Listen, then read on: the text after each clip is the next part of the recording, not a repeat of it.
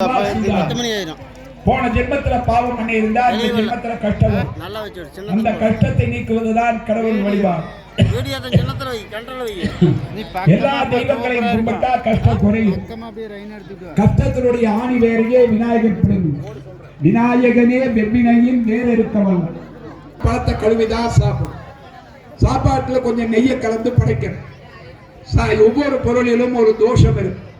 இலையில இருக்கிற தோஷத்தை தண்ணீர் நீக்கும், அன்னத்தில் இருக்கிற தோஷத்தை நெய் நீக்கும். நாம சாப்பிட்டாலும் சரி, சுவாமிக்கு படைச்சாலும் சரி, முன்னோர்களுக்கு பூஜை பண்ணாலும் சரி, கொஞ்சோண்டு நெய்யை கலந்து படைக்கணும். நாம சாப்பிடக்கூடிய பொருள்களையே சுத்தம் செய்து சாப்பிடுகிறோம்.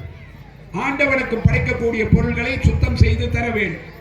ஆகவே வருண பகவானையும் அவருடைய மனைவியான அஸ்வினி தேவியையும் பார்க்கடல், தயிர்கடல், எண்ணீர் கடல், தேன்கடல், கருப்பஞ்சாறு கடல், முத்த கடல், நெய்க்கடல் போன்ற கடல்களையும் கங்கை, யமுனை, சரஸ்வதி, நர்மதா, சிந்து, காவேரி, துங்கபத்ரா, கோதாவரி நதி தேவதைகளை பூஜை செய்து, நதி தேவதைகளே, கடல் தேவதைகளே, வருண பகவானே, இந்த இடத்தையும் பூஜை பொருள்களையும் சுத்தம் செய்து புண்ணியாஜனை செய்து தர வேண்டும் என்று வேண்டிக் கொண்டு அடுத்தது தீப பூஜையை செய்ய வேண்டும். தீபத்தினுடைய அடிபாகத்திலே அஷ்டலட்சுமிகளும், அதற்கு மேலே துர்கையும், அதற்கு மேலே மகாலட்சுமியும், தீபத்தினுடைய சுடராக சிவபெருமானும், அதனுடைய சூடாக சக்தியும், கூறிய முனைவானது பிரபஞ்சத்திலே இருக்கக்கூடிய வாஸ்து சக்தியையும் இருக்கக்கூடிய. தினம் தினம் யாகம் வளர்த்தினா என்ன பலன் கிடைக்குமோ அந்த பலனை இந்த தீப பூஜையானது கொடுத்துவிடும். தினம் தினம் 5 முகமுள்ள குத்து விளக்கையோ அல்லது ஒரு முகமுள்ள காமாட்சி விளக்கையோ ஏற்றி வைத்து, அட்சின்னா கண், காமாட்சி என்றால் அன்பே வடிவானவள் என்று அர்த்தம். அவருடைய கடைக்கண் பார்வை நமக்கு கிடைத்தால் தனம் தரும், கல்வி தரும், ஒரு நாளும் தளர்வரியா மனம் தரும், தெய்வ வடிவம் தரும், நெஞ்சில் வஞ்சமில்லா இனம் தரும், நல்லன எல்லாம் தரும், அன்பர் என்பவர்க்கே கணம் தரும், பூங்குழலால் அபிராமி கடைக்கண்கள். அந்த எல்லா கோவிலையும் பார்த்தீங்கன்னா 2 யானைகள் வழிபாடு செய்கிற மாதிரி கஜலட்சுமி இருக்கும். அதனால அந்த கஜலட்சுமியை வணங்குற போது உள்ளே இருக்கக்கூடிய தெய்வத்திடம் இந்த மாதிரி இவங்க வந்திருக்காங்க, இவங்களுக்கு செல்வ வசதியை கொடுக்கணும், உன்னுடைய அருளை கொடுக்கணும்னு மாரியம்மன் கிட்ட வேண்டி அருள் வாங்கிக்கும். 5 முகமுள்ள குத்து விளக்கையோ அல்லது ஒரு முகமுள்ள காமாட்சி விளக்கையோ ஏற்றி வைத்து நாம் எண்ணங்களை தீபத்திடம் சொல்லணும்.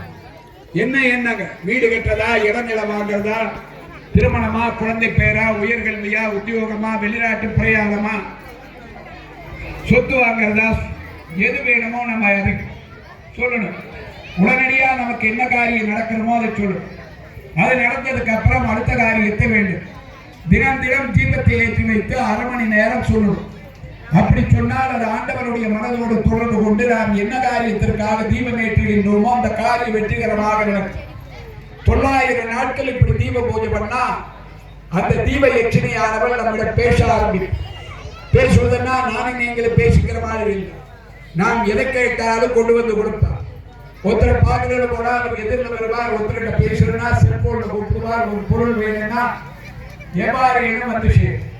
ஆனா ஆண்களுக்கு தீப பூஜை பண்றது சிரமம். கோவிலுக்கு போவோம், கோவில்ல இருக்கக்கூடிய திரு உருவச்சிலைகளுக்கு நாம் எண்ணங்களை தெரிந்து கொண்டு நிறைவேற்றக்கூடிய ஆட்களும், கோவிலுடைய கர்ப்பகிரகத்தினுடைய ஒரு மூலையில பிரம்மாவும், இன்னொரு மூலையில பெருமாளும், இன்னொரு மூலையில சிவபெருமானும், இன்னொரு மூலையில வாசுதேவனும் இருப்பார்.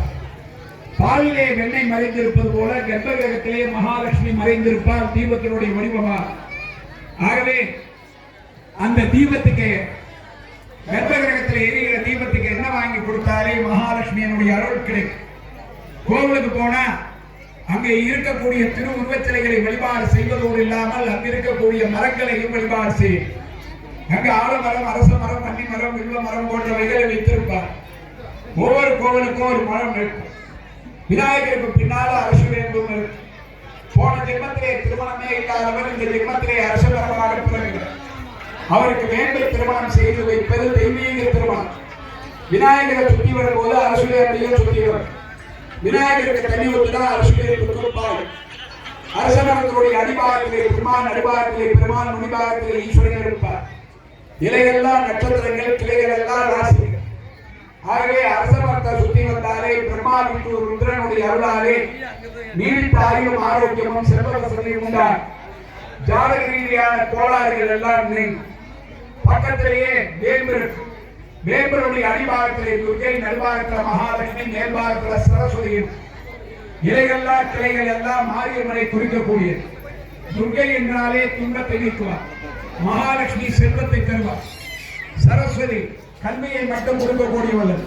கற்றோருக்கு சென்ற இடமெல்லாம் நம்ம பசங்க படிச்சு வெளிமாநிலம் வெளிநாடெல்லாம் போய் நிறைய சம்பாதித்து நாட்டையும் வீட்டையும் காப்பாற்றார். இந்த மூன்று தெய்வங்களுடைய ஒரே அருளை பெற்றுக் கொடுக்கக்கூடிய ஒரே தெய்வம் மாரியம்மன். மாரியம்மனை வழிபட்டாலே கல்வி வரும், செல்வம் வரும், புகழ் வரும், உத்தியோகம் வரும், தொழில் கிடைக்கும். அதிலே சரஸ்வதி பூஜை மிக முக்கியம். சிவனுக்கு ஒரு ராத்திரி சிவராத்திரி. சிவராத்திரி அன்னைக்கு ஒரு நாள் சிவபெருமானை வழிபாடு செய்தாலே ஓராண்டுக்கு வேண்டிய பலன் கிடைக்கும். பெண் தெய்வங்களை 9 நாள் வழிபாடு செய்யும். நவராத்திரி முதல் 3 நாட்கள் துன்பத்தை நீக்குகின்ற துர்க்கையாக, நடுவிலே 3 நாட்கள் செல்வத்தை தரக்கூடிய மகாலட்சுமியாக, கடைசி 3 நாட்கள் சரஸ்வதியாக. 9 நாள் பூஜை பண்ண முடியாதவங்க கூட 10வது நாள் தங்களுடைய வெற்றி காரணமான ஆயுதங்களை வைத்து சரஸ்வதி பூஜை, ஆயுத பூஜை செய்வார். ஆபுத்திரனுடைய ஆலோசனை கிடைக்க அச்சை பாத்திரத்தை பெற்று மக்களுடைய பசியை நீக்கிறார் மணிமேல். அரிசுவை உணவுகள் காலத்துக்கு கிடைக்கிறதுனால சரஸ்வதியை வழிபாடு. கம்பன் வீட்டு கட்டுத்தறியும் கவி பாடுமார். கம்பன் மிகப்பெரிய புலவர். ஆனால் தன்னுடைய காப்பியத்திலே துளிங்கிற ஒரு வார்த்தையை உபயோகிக்கிறார். அதை புலவர்கள் ஏற்றுக்கொள்வது. அதுக்கு என்ன அர்த்தம்னா துளின்னு சொல்றார். உடனே மற்றவர்கள் ஏற்றுக்கொள்ளாதனால் சரஸ்வதியை வேண்டுகிறார் கம்பன்.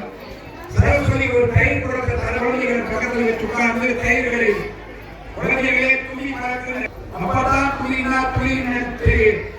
அதுக்கப்புறம் கம்பன் மிகப்பெரிய கவிஞனாக போற்றப்பட்டார். தயிர் சாதம் வச்சு பொறுத்தாலும், தயிர் அபிஷேகம் பண்ணாலும், தயிர் ஹோமம் பண்ணாலும் குழந்தைகள் சிறப்பாக பிடிப்பார். நம்ம பேச்சுக்கு ஆற்றல் உண்டா. காளிதாசன் சரோவரத்தில் உட்கார்ந்து அடிமரத்தை விடக்கூடிய அவன் அம்பிகை பூஜை செய்கிறான். அம்பிகை சரஸ்வதி ரூபத்தில் வர்றா.